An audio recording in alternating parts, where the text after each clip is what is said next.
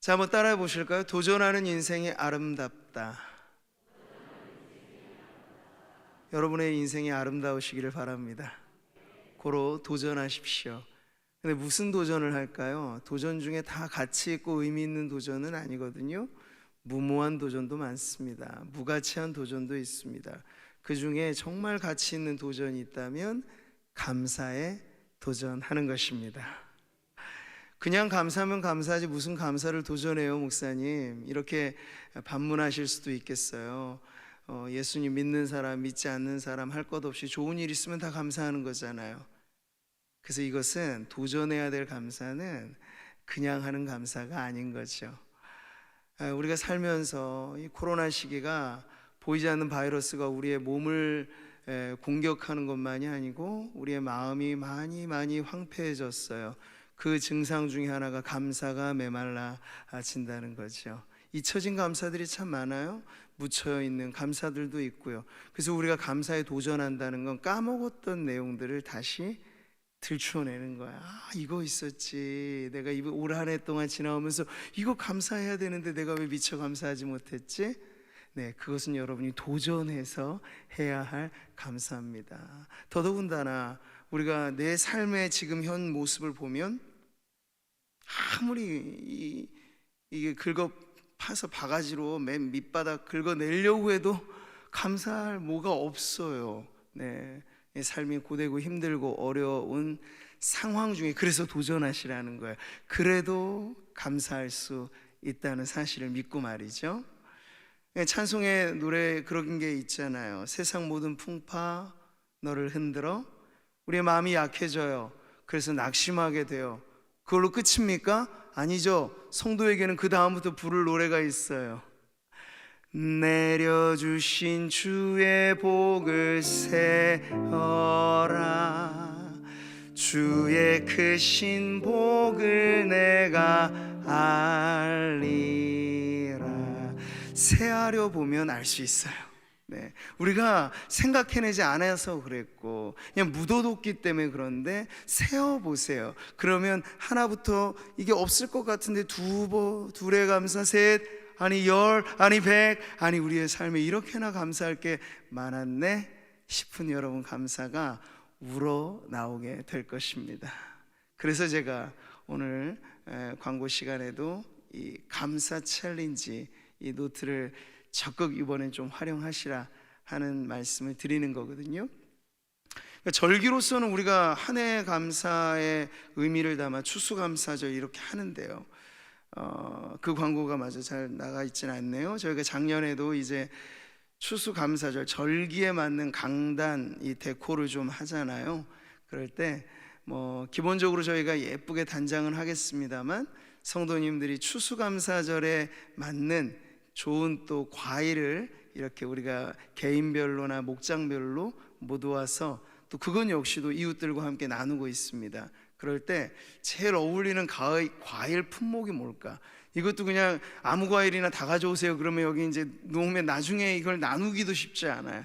그래서 추수감사주일이니까 감과 사과 그거 딱 합치면 감사가 되잖아요. 형편이 좀 되시면 개인별로 오실 때도 감 박스나 사과 박스 아니면 이게 목장 단위로 하면 더 좋으시겠죠? 그래서 이제 예쁘게 저희가 잘 주님 앞에 이 강단을 꾸밈도 예배의 한 부분이니까 그렇게 저희가 꾸미고 나서는 주일 추수감사절 마치고 나서는 그것을 다 우리 이웃들에게 또 우리 어려운 교우들이 있으면 교우들에게 나누려고 합니다. 근데 그런 부분도 우리가 정말 감사가 무르익고 내게 이만저만 감사할 게 이렇게나 많구나 하는 것을 알게 되면 이 모든 것에 여러분 풍성함으로 나누게 될 줄 믿습니다. 그래서 우리가 이 감사가 나 혼자의 감사는 작을 수 있지만 성도들이 이렇게나 모여 있잖아요. 여기 모여서 우리가 추수감사절에 감사를 다 내놓아 보세요. 그러면 풍성한 감사가 될 것입니다. 바로 그 감사 챌린지 여러분 도전하시기를 바랍니다. 네. 자, 오늘 우리가 함께 살펴본 이 본문 말씀은 빌립보서에서 전환을 이룬 아주 중요한 구절이에요. 그 전환이라고 하면 앞에 이 본론이 나오게 되는 대부분의 내용의 중심에는 무엇이 있습니까? 바울의 처지가 있어요. 옥에 갇혀 있는 그의 형편이 있어요. 그래서 그 자신의 어려운 형편을 통해서 바울의 심정이 나오고요, 그것을 가지고 있는 신앙적인 의미를 밝혔습니다. 근데 오늘 구절에서부터는 이제 빌립보 교인들에게 직접적으로 바울이 전하는 메시지가 나오는 거예요. 그래서 그 포문을 열듯 우리가 27절 앞부분에 보면 이렇게 구절이 딱 나오죠. 같이 봅니다. 오직 너희는 그리스도의 복음에 합당하게 생활하라.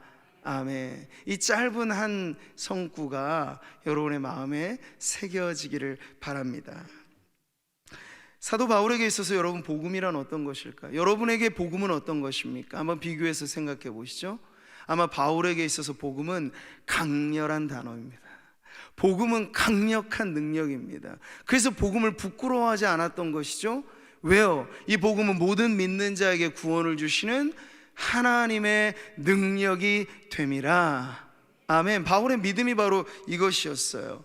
다이너마이트와 같은 폭발력이 있다고 한다면 복음이 진정한 그러한 능력이 있는 것이죠. 이 복음의 폭발력은 온 세상 누구에게든지 이것이 전해지면, 제대로 전해지고 그것이 성령의 역사로 믿어지게 되면요, 복음은 변화를 일으키는 거예요. 구원의 변화를 일으키는 거예요. 감사의 변화를, 혁명적인 감사가 막 나오는 거예요. 복음에 변화되면 내가 그냥 있는 것 그 자체로도 삶의 형편을 뛰어넘어서 감사가 우러나오게 만들어요. 무엇이요? 복음의 능력이 말이죠. 그 산 증인이 지금 바울인 거예요. 바울이 예수 믿기 전과 예수 믿고 난 후는 그야말로 180도가 바뀌어진 듯한 그의 삶이 아니었습니까? 그래서 자기의 삶에서 온전히 체험한 이 복음의 능력을 통해, 복음은 절대 관념적이고 철학적이고 사변적인 것이 아니라 복음은 능력이다 라고 하는 확신이 있었던 거예요. 그래서 우리가 복음 하면 명사적으로 좀 머물러 있는 느낌인데, 실제 복음을 제대로 이해하면 복음은 동사예요. 움직이는 거예요. 복음으로 변화된 영혼 안에 복음은 머물러 있지만 않고 흘러갑니다. With you 할 수 있는 거예요. 당신과 함께. 근데 뭘 가지고 함께? 복음을 통해서. 당신 나와 함께 천국 백성으로 같이 신앙생활 합시다. 만들어내요. 추동력이 생겨요. 멈췄던 것을 막 움직이게 만드는 힘, 그게 바로 복음의 능력이라는 것이죠. 생각해 보세요, 여러분. 기독교가 초기에 발생할 때 얼마나 열악했던가를, 다수의 유대교, 그리고 다신의 사회가 지배했던 로마 제국, 그 안에 기독교의 시작은 아주 자그마한 씨앗처럼 발화된 거예요. 120명이 모여가지고 이제 교회를 시작하는 그 시작을 우리가 생각해 보면, 누가 짓밟기라도 하면 이게 다 죽어버릴 것 같은 연약한 모습인데 어떻게 그 짧은 시간 안에 로마 제국을 뒤집어 놓을 수 있었던 걸까요? 복음이 말이죠. 그네들이 핍박했던 복음이 도리어 로마 사회의 새로운 정신력의 근간이 어떻게 될 수 있었겠습니까? 복음이 살아 운동력 있는 하나님의 능력이 되기 때문에 그렇습니다. 사랑하는 성도 여러분, 복음을 그냥 여러분의 액세서리 정도로 생각하지 마시고, 오늘 이 말씀을 통해서 복음이 멈춰져 있는 여러분의 인생을 움직이게 만드는 힘이요 능력이라고 하는 사실을 믿으시고, 복음과 함께 여러분의 인생에 새로운 변화가 일어나시기를 축복합니다. 그래서 확신 있게 말하는 거예요. 확신 있게. 오직 너희는 그리스도의 복음에 합당하게 생활하라고 말이죠. 확신 없는 걸 어떻게 전하겠어요? 나도 긴가민가한 걸 어떻게 전하겠어요? 근데 내가 살아보니 알겠고 경험해보니 알겠다. 기독교는 그런 의미에서 경험이에요. 경험. 주님과의 만남이에요. 복음을 체험하는 거예요. 그러면 전하게 되지요. 이렇게 선명한 기준을 갖게 되는 거예요. 자, 그래서 그리스도의 복음이라고 하는 확고한 기준을 지금 누구에게 제시하고 있습니까? 너희 빌립보 교인들에게, 오늘 구미 상모교회에 속한 성도들에게 그리스도의 복음이라고 하는 선명한 기준을 전해주고 있는 것이죠. 그래서 우리는 이 말씀을 통해서 다시 한번 우리의 삶의 기초가 무엇인가, 그리스도의 복음인데 이 위에 우리의 인생의 집을 지금 잘 짓고 있는지를 점검하는 그런 시간이 되어야 하겠습니다. 자, 여러분, 빌립보 도시는 우리가 초기에 이 빌립보서를 열어가면서도 말씀을 드렸는데요, 로마의 속국이었습니다. 그런데 속국으로서 그들은 대단한 권리를 갖고도 있었어요. 이 빌립보 도시는 당시 상업과 이 교통의 요충지, 거대한 로마의 대로가 관통하는 그 길에 있었던 도시였습니다.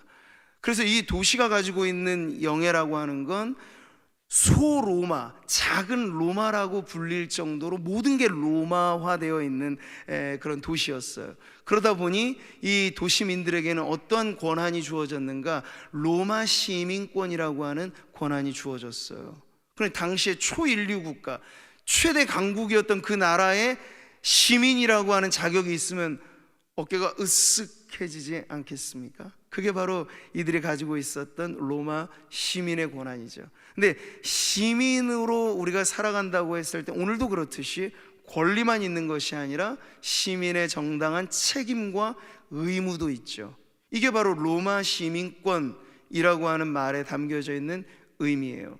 자, 그것을 두고 봤을 때 오늘 바울이 그리스도 복음에 합당하게 생활하라 라고 하는 이 동사가 무슨 의미가 있는지가 밝혀지는 거예요. 이건 그냥 뭐 소소한 우리의 삶을 알아서 잘 살아가는 그런 정도의 의미가 아니고, 당시 로마 시민이면 누구나 그랬듯이 시민에 걸맞은 의무와 책임을 다하는 것이 그 시민의 삶이었듯이, 지금 바울은요, 복음에 기초한, 그래서 천국 시민권자로 부름받은 성도들에게 이제 그러한 시민의식을 가지고, 천국 시민의식을 가지고 살아가십시오 라고 지금 이 말을 전하는 거예요. 그래서 이 생활하라고 하는 말이 3장에 가게 되면 시민권이라고 하는 단어와 같은 뿌리가 있다는 것을 통해 우리는 알 수 있는 거죠.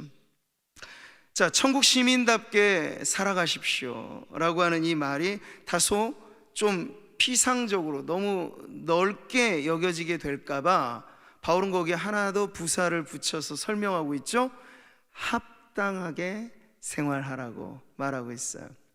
이 합당하다라고 하는 말도 당시의 이 문맥에서 보면 사람들이 어떤 격식 있는 자리에 갈 때 옷을 입잖아요. 제가 주일에 그래도 설교하는 목사이기 때문에 집에 있던 옷 입고 오진 않잖아요. 예배에 걸맞은 옷을 입고 있잖아요. 그러면 이 옷은 이 옷에 맞는 격식이 있겠고, 넥타이는 넥타이대로 매는 방법이 있겠고, 그 옷의 복장과 옷차림의 격식, 이걸 말할 때 합당하게 라는 말을 쓰는 거예요. 그러니까 가만히 보세요. 아무리 옷이 괜찮아도 제 윗도리를 바지로 입으면 이상해지는 거죠. 바지를 머리에 걸치고 있으면 우스꽝스러워지는 거잖아. 그러니까 합당하게라고 하는 말은 옷을 제 몸에 맞게 입으라는 거야. 그러니까 의미가 좀 잘 다가오시죠? 복음에 합당하게, 복음에 어울리게 살라는 거야. 복음에 걸맞게 살라는 거야. 복음에 나를 맞춰서 살라는 거야. 재미난 건 여러분, 이 남자들이 군대에 들어가게 되면 의복을 받거든요. 근데 뭐 사회생활하면서 자기 몸에 맞는 맞춤식 입겠어요? 그냥 지급되는 거예요. 근데 군대에는 불문율이 있어요. 군복에 몸을 맞추라는 얘기가 있어요. 잘 이해가 안 되시겠습니다만 그 군대라고 하는 삶의 이 방식이 그렇다는 거죠. 명령에 맞추라는 얘기예요. 근데 말하자면 지금 그리스도의 복음에 어울리도록 잘 맞는 옷처럼 생활하라는 건 바로 그러한 의미를 담고 있는 거죠.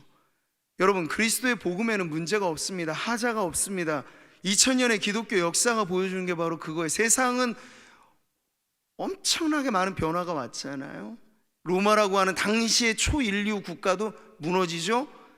얼마나 많은 나라들이 왔다가 가고 얼마나 많은 권력가들이 생겼다가 무너지고 합니까? 근데 복음은 변함이 없는 거예요.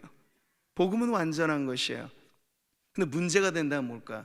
이 복음에 걸맞게 합당하게 생활하지 못한 교회와 성도들이 있으면 그게 이제 문제가 되는 것이죠. 그래서 오늘 바울이 복음에 합당하게 생활하라고 하는 말에는 바로 이런 의미가 담겨져 있습니다.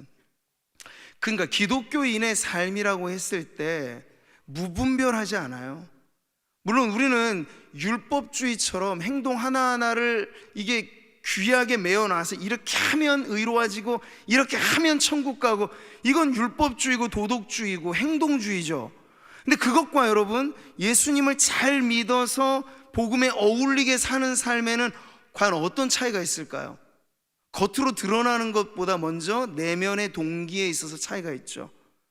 도덕주의, 행동주의는 인간의 이성과 인간의 의지와 인간의 본성 자체를 매우 좋게 평가합니다. 할 수 있어요. 당신 안에 잠재력이 있어요.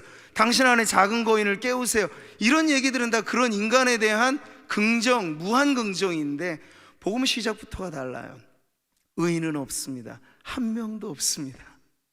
우리가 태어날 때부터 이미 우리는 죄 가운데 태어나 버렸습니다. 그러니까 인간의 의지와 자신의 노력만으로 천국 가자면 그 일은 안 되는 거예요, 여러분. 높이뛰기를 여러분 얼마나 높이 하시는지는 모르겠죠. 우리끼리는 그 기록의 차이가 있겠죠. 근데 여러분 누구든지 간에 높이 점프해서 저 천국까지 올라가 보세요. 못 가요. 그 기준이 다른 거예요. 그래서 우리가 복음을 제대로 이해해야 하겠는데, 이 복음이라고 하는 것은 전혀 가능성 없는 인생들에게 완전히 충족할 만한 조건이 있으니 그게 바로 우리를 위해 피 흘리신, 내 죄를 대속하신 예수 그리스도를 믿으라는 게 가장 첫 번째 복음의 외침인 거예요. 그러니까 그 믿음을 갖고 이제 변화됐어요. 그러면 우리 안에 무엇이 들어옵니까? 새로운 능력이 들어오는 거예요. 영생이 생기고 그리스도 예수 안에 성령이 함께 하시고 하니까 이제 복음 이후의 삶을 걸맞게 사십시오, 합당하게 사십시오 라고 하는 건 차원이 다른 이야기가 되는 것이죠. 그래서 겉보기에는 딱 절도 있고 절제 있고 아름답고 향기롭고 정말 흠이 없어 보이는 그 성도의 모습이 우리가 이상적으로 찾아야 될 이 구원받은 성도의 모습인데, 그 안에 내면에는 이게 자기 자랑이 아니고 자기 영광이 아니고 여전히 나로 말할 것 같으면 죄인 중에 괴수라고 하는 겸손한 고백이 있고, 하면서도 겉으로 살아가는 삶에는 죄인 중에 괴수처럼 누가 삽니까? 아니잖아요. 할 수만 있다면 내가 이 세상에서 가장 의롭고 선한 사람이 있다면 바로 그런 삶을 살아야지 하는 새로운 삶의 의욕이 생기게끔 하는 것, 여러분 그것이 바로 복음의 능력입니다. 동기가 달라졌어요. 그러나 삶의 외면에는, 그래서 저는 분명하게 말씀드릴 수 있어요.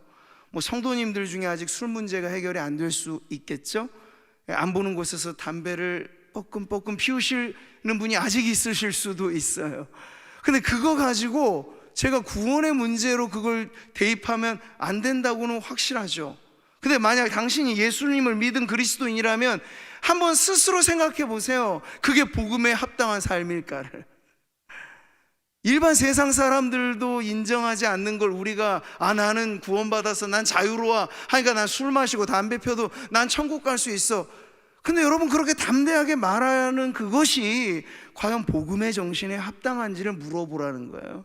그럼 우리의 양심도 우리의 기준도 이 모든 것이 그게 아니라고 하는 것은 알 수 있죠.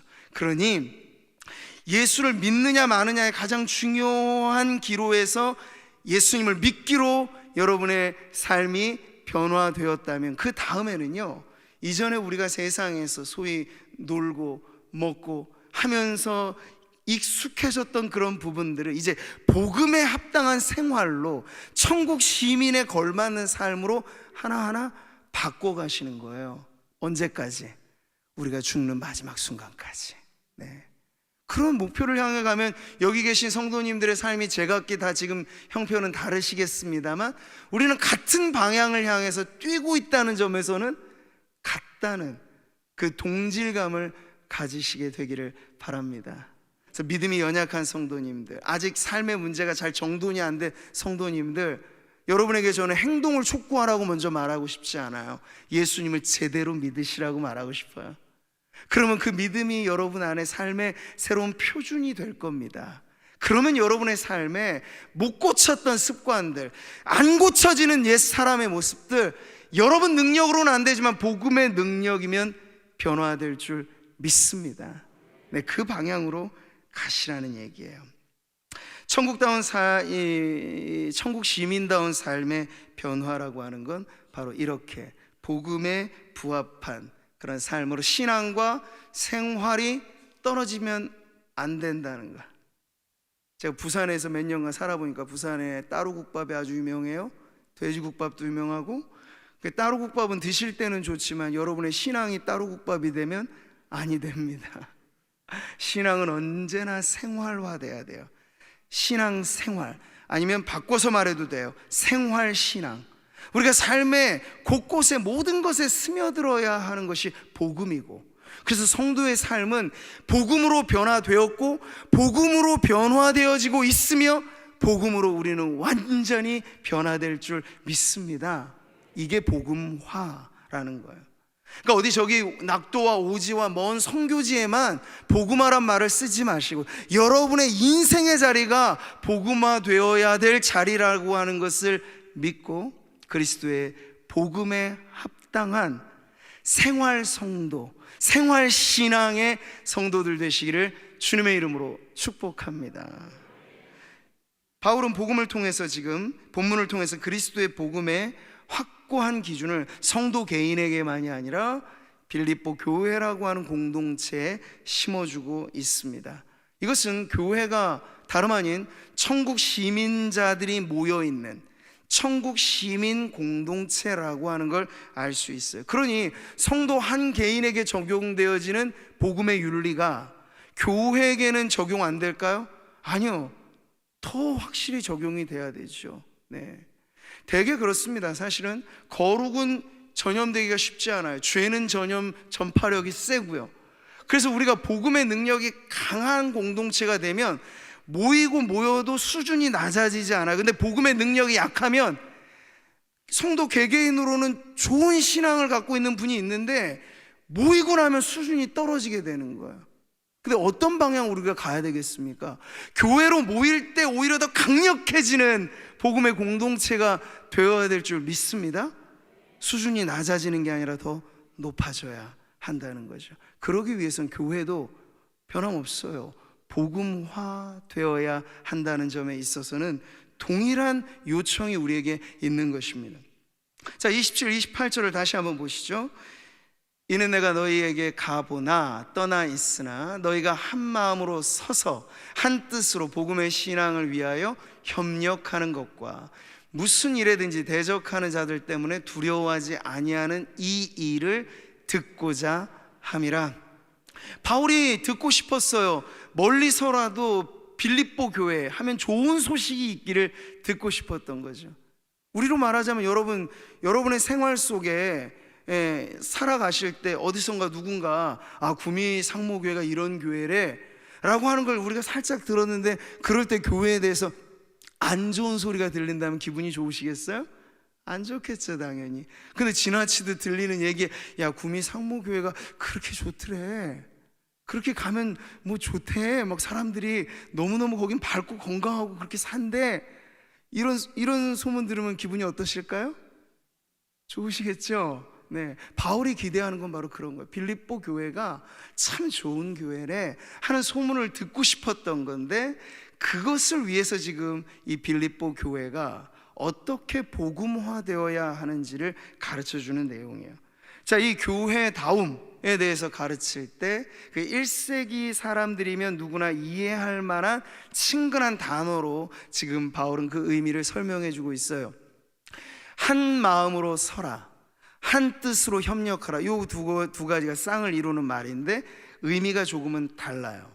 한 마음으로 서라고 했을 때 이 선다는 의미는 당시 로마라고 하는 제국을 떠올릴 때 사람들이 벌벌 떨었던 것 중에 하나는 로마 군대에 있어요. 군사력이 막강했거든요.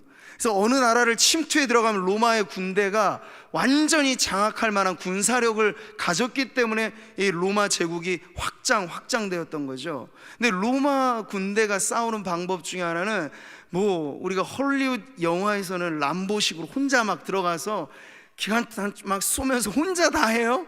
근데 그런 일은 없어요. 실전에는 아무리 유능한 장수 혼자 있어도 그 실전에 그렇게 싸우면 총알바지밖에 안 돼요. 실전의 전법은 다르고 어떻게 싸우는가. 로마 군인은 이 오열을 정확하게 갖춰서 빈틈 하나 없을 만큼 방패를 맞대서 적진을 향해 나아갈 때 멀리서 보면 거대한 군사의 무리가 오합지졸식으로 떨어져 있는 것이 아니라 마치 한 사람인 것처럼 한 덩어리를 이루도록 틈이 없이 메워서 전진해가는 그 전법이 로마 군대의 모습이었다면, 지금 바울은요, 십자가 군병된 그리스도인들, 그들의 공동체인 교회가 한 마음으로 서라는 거예요. 빈틈없이 여러분 서로의 이 동료인 교우들을 마치 전우처럼 생각하고, 적진을 향하여 나아갈 때 혼자 독고다니 식으로 하지 말고 같이 어깨를 맞춰서 오하열을 맞추어서 지휘관의 명령, 그리스도의 명령을 따라 그렇게 일사불란하게 움직이는 군대처럼 서라 하는 의미가 바로 한 마음으로 서십시오 하는 이 단어에 나오는 뜻이에요. 그런 여러분, 이 교회라고 하는 것이 복음화된다고 했을 때 한 덩어리를 이룬다. 이게 지금 너무나 중요한 거예요. 오늘의 시대엔 더 중요하죠. 오늘날에는 성경은 가르치지도 않은 개인주의 신앙이 난무하고 있습니다. 우리는 예수 믿기로 거듭난 순간부터 이미 예수를 믿어왔던 믿음의 형제자매들과 합하여지는 거예요. 그게 신앙의 의미예요. 결혼도 혼자는 불가능하죠. 신앙생활도 혼자는 안 돼요. 함께 모여 한 공동체를 이루라고 주님은 말씀하세요. 그럴 때 바로 그 의미가 이렇게 어깨와 어깨를 붙이고 방패와 방패를 어긋 맞물려서 적진을 향하여 늠름하게 나아가는 그 군대의 기상을 보여주고 있어요. 그리고 또 하나, 한 뜻으로 협력하라라고 하는 이 말은요, 그 당시에 지금도 스포츠는 사람들에게 열광을 불러일으키는데 로마 시대도 마찬가지였어요. 원형 경기장이라든지 뭐 마라톤의 기원이란 이런 것들을 보면 로마 시대 많은 황제들을 이 국민, 이 백성들에게 스포츠에 열광하도록 해서 나라의 관심을 좀 끄도록 하는 방법을 썼던 거죠. 그랬을 때 여러분, 이 스포츠 경기는 혼자 출전하는 경기도 물론 있겠지만 대부분이 팀으로 싸웁니다. 네. 우리가 요즘 경기로 말하면 축구니 야구니 농구니 인기 있는 종목들 다 개인전이 아니잖아요. 단체전이잖아요. 이 단체전에서 제일 중요한 건 뭘까요? 협동심입니다. 나 혼자 잘한다고 내가 골 다 넣을 거야. 제 아무리 손흥민 같은 난다긴다 하는 선수가 있어도 팀워크가 깨진 팀에 들어가면 아무런 힘을 못 써요. 누가 나한테 골 넣으라고 발로 이렇게 차주고 도움골도 넣어줘야 내가 멋지게 골도 넣는 거죠. 스포츠 경기의 원리가 그런 팀워크, 팀 스피릿, 하나의 정신으로 모아지는 것처럼 성도들에게 지금 한 뜻으로 협력하십시오 하는 것도 바로 이러한 의미를 담고 있다는 거예요. 그래서 로마 군대의 모습, 당시 운동 경기의 모습에 빗대어서 바울은 교회 성도들이 싸우되 적진을 향해서 우리가 영적 전투를 수행하되 혼자 하지 마십시오. 교회가 여기 있으니 함께 나아가십시오. 이렇게 말하는 거야.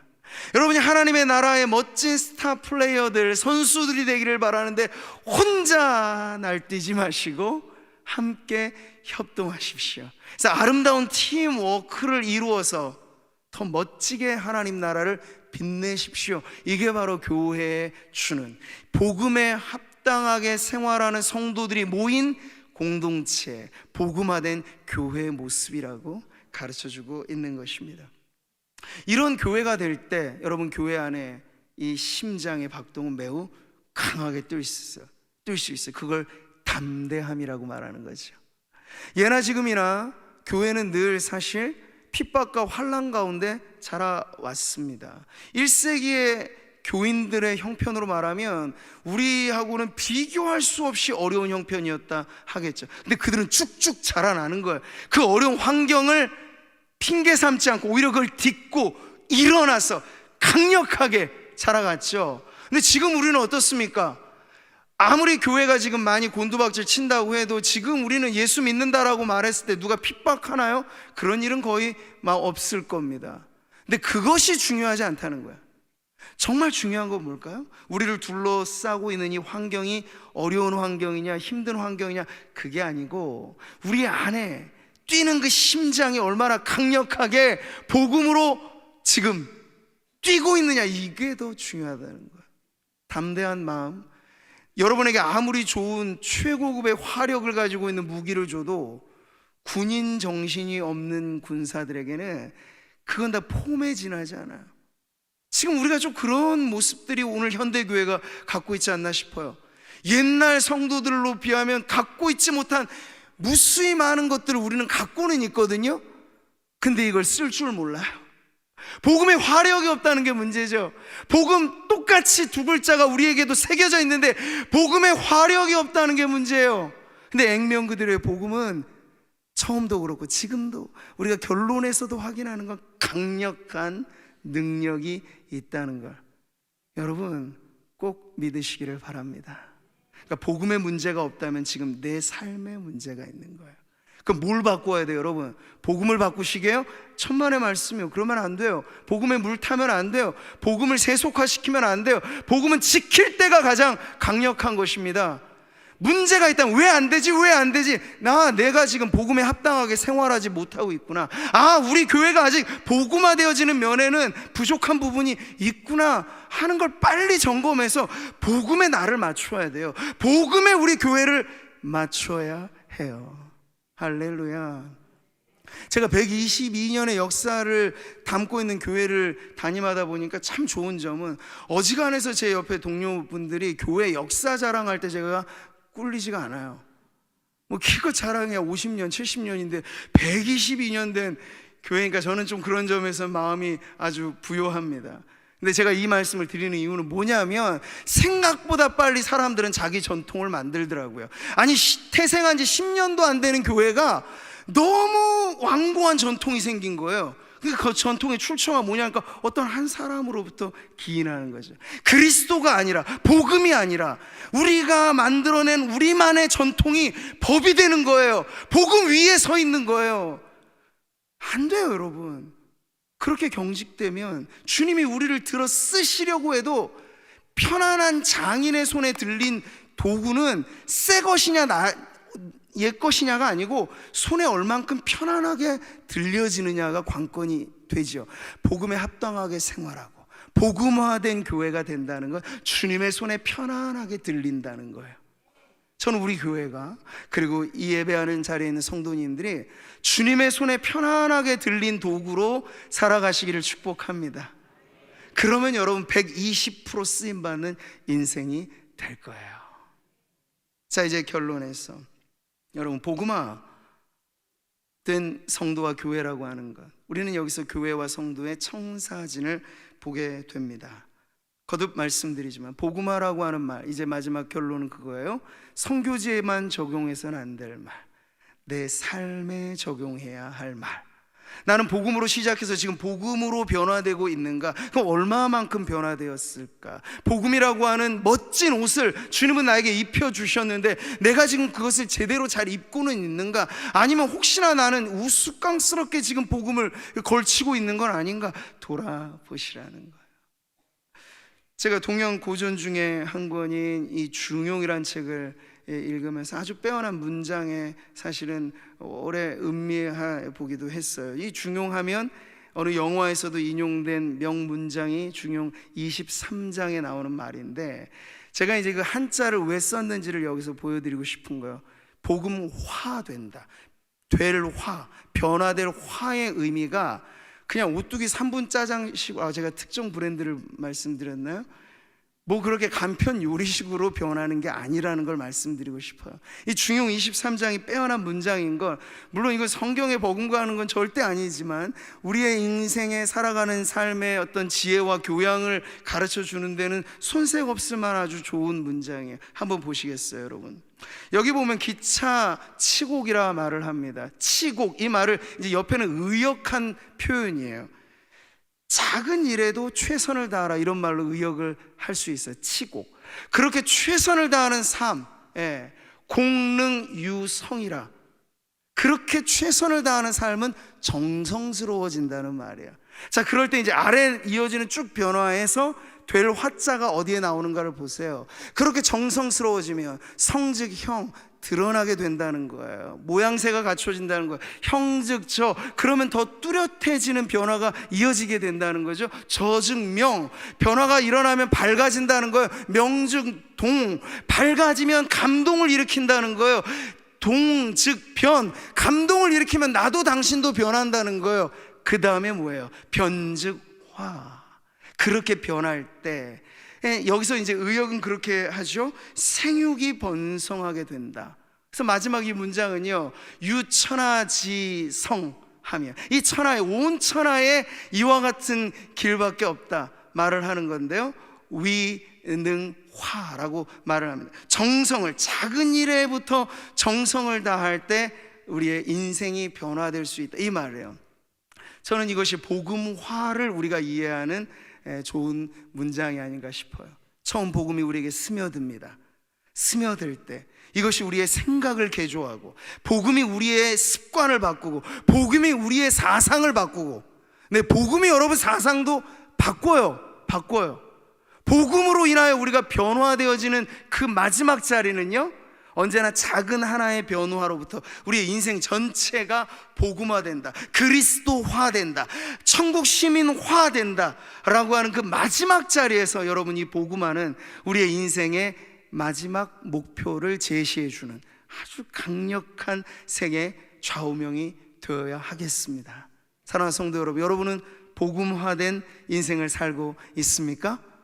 답하시기 바라요. 네, 저는 지금도 내 인생이, 내 생각이, 내 사고와 내 말과 행동 하나하나가 복음에 걸맞은 생활로 지금 변화되는 중에 있습니다. 이렇게 답하시는 성도들에게 복이 있을 것입니다.